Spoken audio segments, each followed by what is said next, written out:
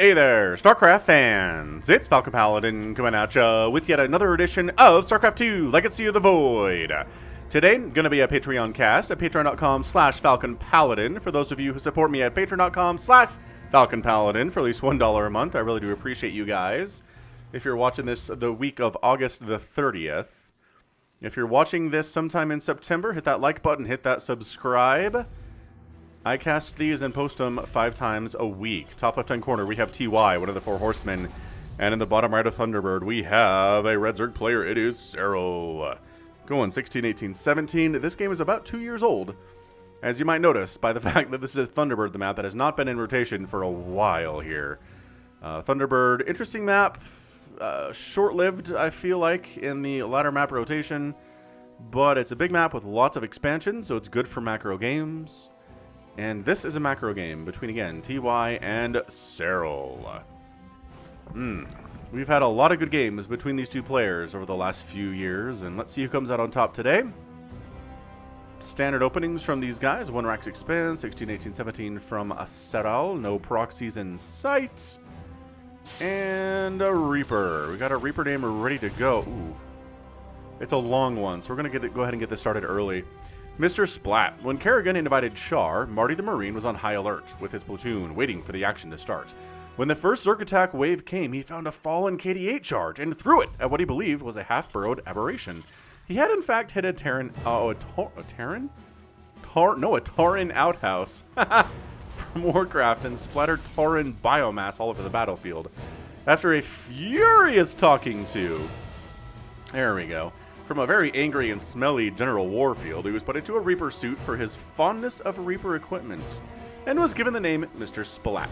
He then adopted the quip, "Something stinks in here," and the legend says he was so smelly from his accident, the Zerg would be terrified when he approached them. Woo! That was one heck of a Reaper name. I'm not sure who came up with that, but thank you very much. Again, all Reaper names are put into the comments of my videos. Preface them with Reaper name and then a name. You can have a backstory, you can not have a backstory, it's fine. I don't care what you do. But yeah, Reaper names are good. They are good, and I get through them as fast as I can. Oh, third base under 3 minutes from TY. After factory, so the build order goes Rax, Expand, Factory, second CC. Real zippy. It's nice. It is real nice, and I've yet to see a Zerg player be able to punish it. So I really don't understand why all Terran players don't do this, other than it does slow down your harassment, right? It slows down your ability to get Reapers out, as the starport's a little bit later, to get Hellions out, as you don't have a reactor on the factory yet, etc., but other than that, I mean, it's so good for macro. It's très bien pour les macro. Yeah, Reaper here, Mr. Splat. Oh, he's got a couple Zergling kills. Look at him. Look at him with his little combat drugs and his little jetpack and his little patrolling back and forth motion that is going to make him sick, and the Queen saved him from it because they are worried about his mental health. different patrol patterns here. So Overlord comes in, great positioning, ends up seeing, well, okay, that's a second CC, or third CC rather, real fast. Did I call that a second earlier? It's a third CC. Viking coming in to deal with overlords that are nowhere near his side of the map right now. I mean, there's one here, there's one here, and there's one here. So they can all pull back to safety and have Queens defend him if the mean old Viking shows up. But yeah, as far as killing overlords on your side of the map in the early stage of a ZVT, they're pretty good. Vikings are pretty good at this kind of stuff. Baneling Nest coming in from ye old Serral. Excellent. No! Splat gets surrounded and killed and leaves nothing behind. Not a corpse, not any blood. He just evaporates into nothingness. Really quite tragic. And a single Speedling says, how many Marines are there? Not a ton. Oh, we're just walling off with engineering bays. Interesting idea. You don't have to worry about this little back door here getting mined out, but it's usually something that Terran players will do, not so much Zerg, as far as trying to access this area. But no, we've seen drones come through here too. Let's see. We'll see if Serral ends up getting some drones out here. Don't go up the ramp. It's death. Yeah, 2 Zerglings die for approximately 3. 1-1 coming in here from Serral for his Lings and his Banelings and his Ultras. If he ends up getting there, he probably will. Like, late game against Terran is pretty much Ultralisks. So this is 2 years ago, but really only, you know, 1 year before the final patch that we're on right now. So, yeah, what's interesting about it is, at some point, it won't matter how old the game is, because it's going to be on the same patch. Metas will change, right? And that's something that I see when I'm casting my Brood War games, is metas will change over the years, but the balance updates, the balance stays the same, because there haven't been no balance updates to Brood War since like 2003. So here comes the old 5.5 minute 16 Marine Dropperoonie with Medevac support. Oh, we've got a double Rich Vespine gas base here, and I'm guessing we have one here too. No, wait. Here? No. Here. And here we go. This is why you have Overlords in this location, is to see this coming. And Serral, if you watch the minimap, you will see him respond to this. And by that I mean, there we go. Now he's coming in from up here, but it's too late! The unload has happened! And the Lings can't run in there now. Oh, Spore Crawler, bam! Picked off. Any drones dying? Not really. Good evacuation. Gonna kill a Queen. Nope, good transfuse. Isn't enough? Nope, Queen down. Zerglings kind of forced to engage here. This is not... There we go. More Lings come in. That changes the equation to a better situation there from Serral, and TY's got to get out. But got an Extractor, got a Queen, got no drones at all, but did lose a bunch of mining time, Serral did, due to that attack. And he's coming back around with another couple medevacs. This Zergling sees it. The Marines get mad, unload, murder it, and then continue on their way. Oh, wait, hang on. We're unloading. We're unloading. All right, so these guys are killing creep tumors down here to the middle of the map, middle southish. That was beautiful. That was a beautiful group of tumors to kill, because it's going to recede all the way back here. That's so dumb and frustrating for Serral, but he can handle it. He's a pretty good player, as we all know. Marines killing... Oh, those are good tumors to kill, too. And those ones. And, the Banelings don't have speed, but run anyway. Too many Lings. Too many Zerglings there. But yeah, look, TY comfortably on 3 bases. In comes zooming up into his side when mules are happening, and then down onto Serral's side when mules aren't happening. And scans to see, is there a hive timing? No. But there's a Hydralisk den on the way, which you didn't scan because it's back here at the natural. Oh, that's an infestation pit. Okay, infestation pit. This all stuff is fine. Pretty good pickups from TY. Again, he's one of the 4 horsemen, so he's not someone who's going to, you know, lose 20 Marines or anything to Zerglings. Where is this Hydralisk den? Oh, it's in the main, but outside of scan range. Huh. I like it. Immediately getting speed for Hydras, which means he's planning on being aggressive. If you get range for Hydras, you're planning on defending with them. But if you get speed first, you want to move out. Or maybe you just want to chase zippy groups of Marines when they're on your side of the map. I don't know, but oh, this is such a big map. I love it. I love how big it is. It makes for much, much better macro-style games than a smaller map. More tumors getting massacred. Zerglings cruising around the left side trying to see what's what. And the answer is nothing. There's not a base here. There is a base here, and it's not a planetary yet. You could probably kill it. Oh, look at TY pulling back. I gotta save that base. Wow! Murdering this base and forcing a cancel. La ha ha! So Serral ends up losing his 5th. A couple Marines die in penance. But, oh, so the Lings do engage here. Good micro lifting the tanks. Oh! Neither of the tanks die. All of the Lings go down. Sick defense there. Out of TY. Creep spread happening again. Happening again this year. Sometimes hanging out at a Xel'Naga watchtower is not the safest thing in the world. Oh, is it bait? Was it bait? Come chase me. I'm just a handful of Zerglings and Hydras and Banelings. And, oh, I forget what these are. These turn into hidey holes.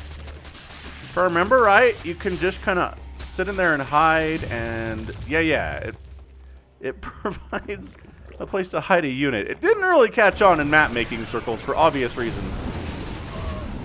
A couple Marines die. Could have been worse. They just killed one of their own Lings. I think that was a kill one of your own Lings by accident whenever out of Serral. But TY doing the old top side, bottom side style attack. Top lane, bottom lane, right? Just splitting his army, trying to keep Serral's attention between both places, so he has to split his army perfectly to handle what TY is doing. It takes a lot of attention from both players. It takes a lot of micro and a lot of attention from both of them. A little bit harder, I'd say, for the Zerg to realize exactly how much they need to handle the attacks on both sides, whereas Terran just kind of decides what they want to do, and then the Zerg has to respond to it, right? Although, if then suddenly the Zerg starts pushing on both sides, then we're flipped. And then suddenly the Terran has to decide how to deal with each of these attacks. Oh, this is so good from TY, though. Man, TY is such a good Terran player. I know this is 2 years ago. He might actually be better in 2019 than he is in 2021. I don't know. That seems like possibly a fair assessment. Oh, these creep queens are like, get out of here, medevacs. Get out of here, other medevac. Escape. Escape to low ground. Queens can't fly. Okay, safe. Safe. Production tab, Liberators, +3 attack for the Marines and the Marauders and any ghosts that we see later on. Adrenal glands on the way from the Zerg Flare. Ling Hydra taking down these rocks. Lings by themselves kind of bad, but with Hydra support, they're much better. And then see, Serral's on the warpath. Oh, this is not a planetary yet. This is, oh, is it a naked expand? Well, I mean, if you have stim, you're never that far away with Marines, right? You can kind of be hanging out here, kind of cover this base and cover this base at the same time. This feels Nidus-y. Do we have a Nidus, or is this just a scout? Ultralisk Cavern's done, by the by. Chitinous Plating's on the way. That's a good hint. So just scouting. It's like, oh, yes, okay. So you're not really going into anything scary here. Cool. And both players are maxed out. Serral's got a bit of a bank, but meh. And Banelings are not really here to kill the planetary. Oh, the Liberators. Pretty fantastic. Pretty hard to deal with, but 10 SCVs do go down. Not too hard to replace from TY. He's making 3 at a time right now, with potential to make another one here if he wants on that planetary, and like maybe one here too if he really wanted to start pumping SCVs. But he's good. He's good at like 3 at a time for now. He's got 88 workers. Like, he's totally fine. That actually might have done him a favor to kill those 10 SCVs, knock him down in worker count a tiny bit, because he was a little bit oversaturated potentially. And just clear and creep as much as he can, trying to split against Los Banelings.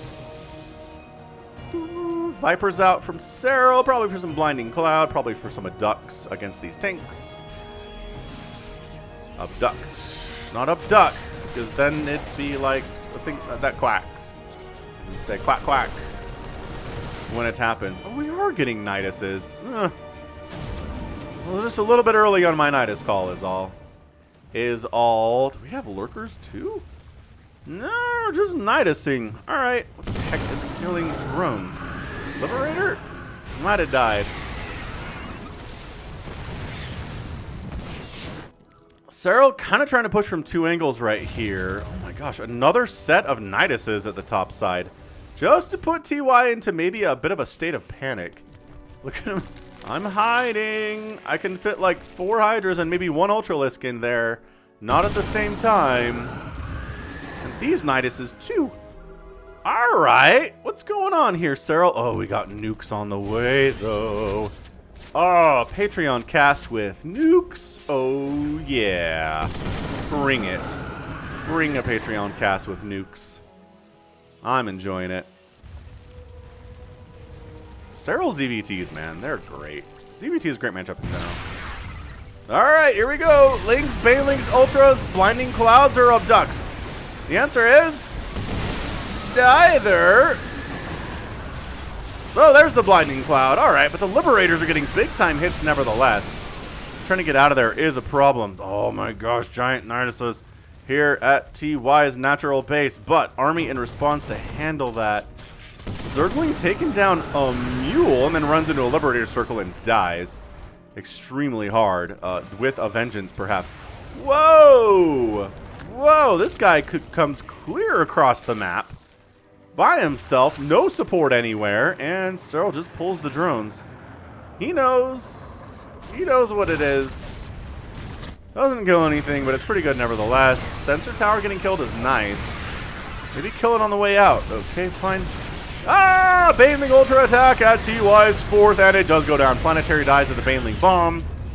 Another nuke canceled there, but we've got another one in stash.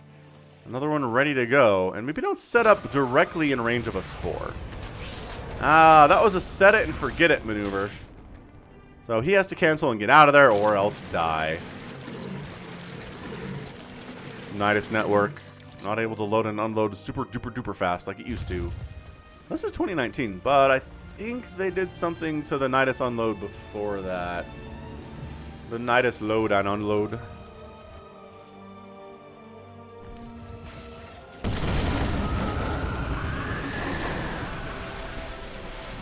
Those are some ambitious Nidus forms. But I guess it was more a distraction to make sure this planetary goes down. That's fine. Alright, cool. So the Liberators kind of set their attention over here.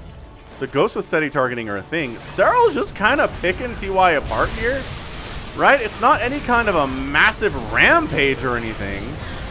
But he's, you know, just coming in from both sides, killing 17 SCVs at a time. And really not taking much damage on his side of the map. He did take this one nuke. He took this nuke too, but the drones killed today has been 5. It's all negligible. Negligible. That's not how you say negligible in French. Maybe it is. I'm not actually that knowledgeable about le français. Ooh, okay. So 16 Corruptors coming in. Do we have a Greater Spire? We have 2 Spires. Corruptors are likely just for the Liberators then. I don't see Broodlords being brought in to drop the hammer here. Oh, alright. Queen's down. Quick, jump onto the irradiated land. We should live here and grow. I'm loving this from TY. You can beat a Zerg player with nukes. We've seen it done. We've seen Serral defeated with nukes before.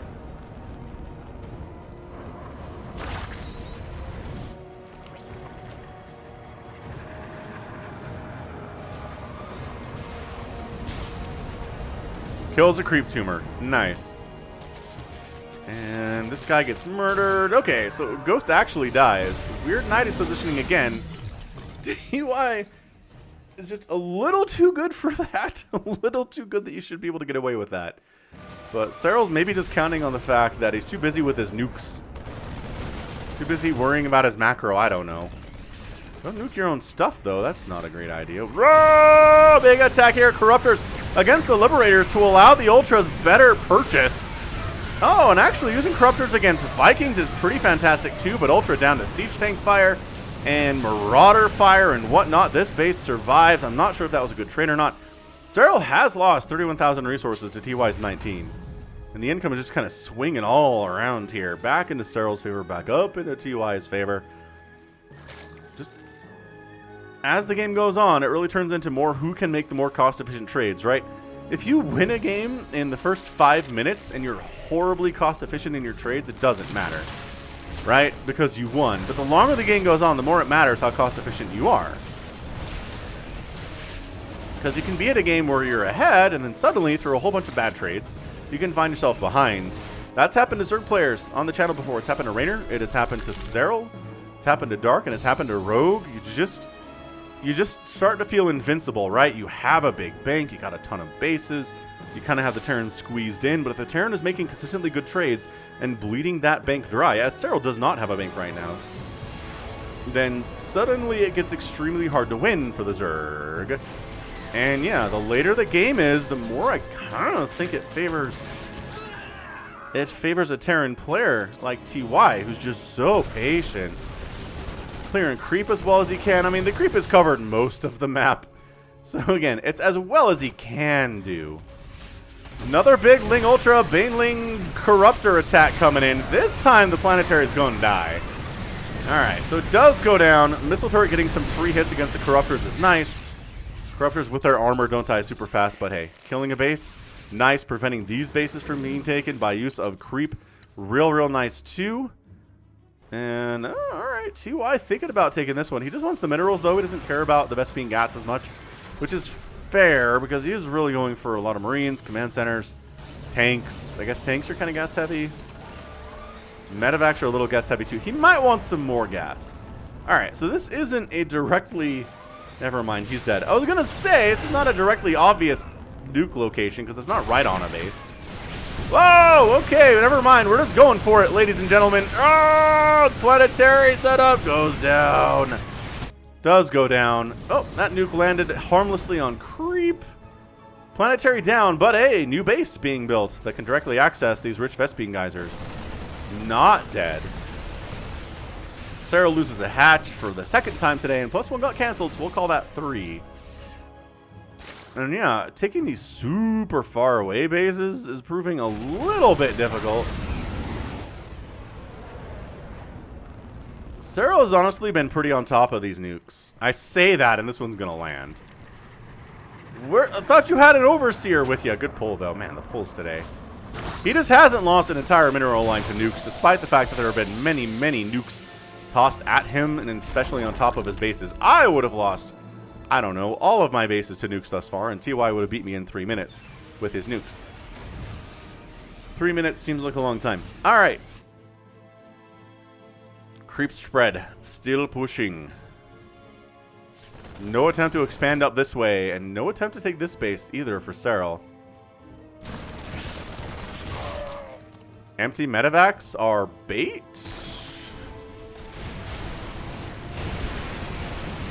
Another big attack of Ultras, Lings, and Banelings coming in. 11 more SCVs, 13 more SCVs die. TY's knocked down to like 50. Oh, the tanks are just chewing up these Ultralisks from such long distance. This base survived. 27 SCVs have gone down recently. That's 65 total that have been killed. Income just kind of peaks into TY's favor and then goes back down to Serral's favor, kind of over and over again here. So like I said, Serral can't afford to make bad trades because he has more money. He has the more income. But eventually these bases run dry, and if you keep making bad trades, you run out of money, and then you lose the game. Alright, Terran can be more cost efficient with their attacks. Serral retakes this base that dies, taking a new base on the left side that I think is technically on TY's side of the map here. Although maybe this is TY's and this is supposed to be Serral's, I don't know.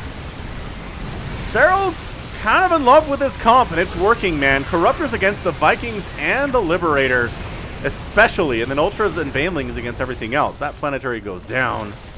But army value is 133 for 74, and suddenly TY's like, wait, do you have enough here? Hatch killed? Alright. Liberators setting up defender mode circles. He's worried about a counterattack that's not technically coming, unless you count the Broodlings, which nobody actually counts those. Nobody counts those. Another Nidus attempt, just in absolute full view of TY. Like, the most possible full view. Nidus dead. Another attempt at a Nidus. Man, that reaction time was instantaneous from TY.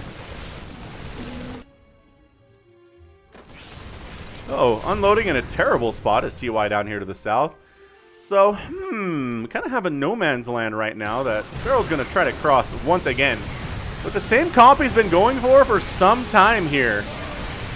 The turrets are really pretty good against the Corruptors, actually. And army value continues to favor the Terran player, 133 to 87. Serral's at 166 supply and doesn't have a big bang to remax with either. Dude, is TY just going to win this game? Bam! And he does! Serral GG's out in what feels like a bit of a premature GG.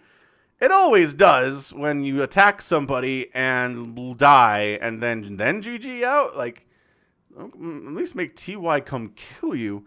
But in fairness, at the end of the game, it was what? 136 to 68 army supply. There were 2 Ultras, 8 Corruptors, and 65 Lings. For 10 Siege Tanks, 8 Marauders, 42 Marines, 7 Ghosts, 4 Liberators that are really important there too. And bam, TY gets your win. One of the 4 horsemen indeed. Extremely, extremely capable.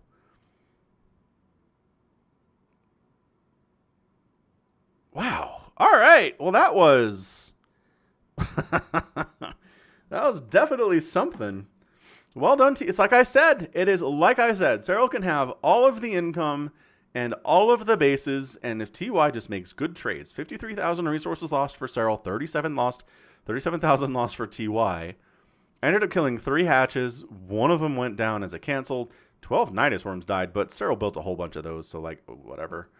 It's fine. It's fine that he lost those. But this whole defense setup that TY has with the tanks and the Liberators and the missile turrets and the planetaries and the Ghosts and the Marines and Marauders medevacs on top of it was just too much for Serral to breach. He couldn't really ever kill something and have enough left over to continue rolling to victory there. I mean, look, 6 planetaries died today. Okay, TY did not get away unscathed by any stretch. Serral hurt him. Serral hurt him a lot. But TY kept building. At the end of the game, he had what? 6 orbitals and 3 planetaries. Yeah, he was fine. He was doing super duper great. He lost a bunch of your playstyle. He lost 72 SCVs. He had 51 at the end of the game.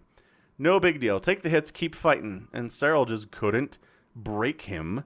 Couldn't slow him down enough. Couldn't get into his production. Couldn't kill his outlying bases for long.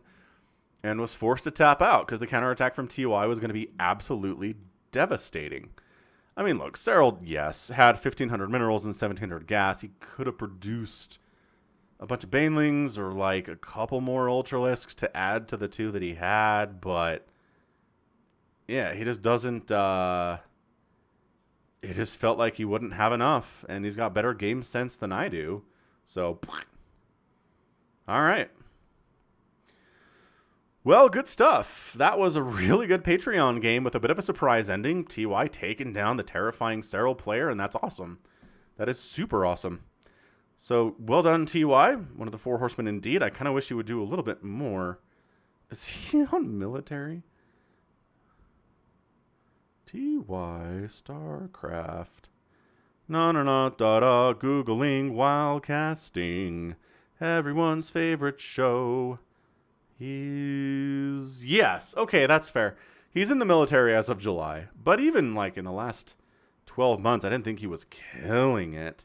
But yeah, he's in the military now. But yeah, total boss. You don't get one of the 4 horsemen titles if you stink at this game, and TY does not.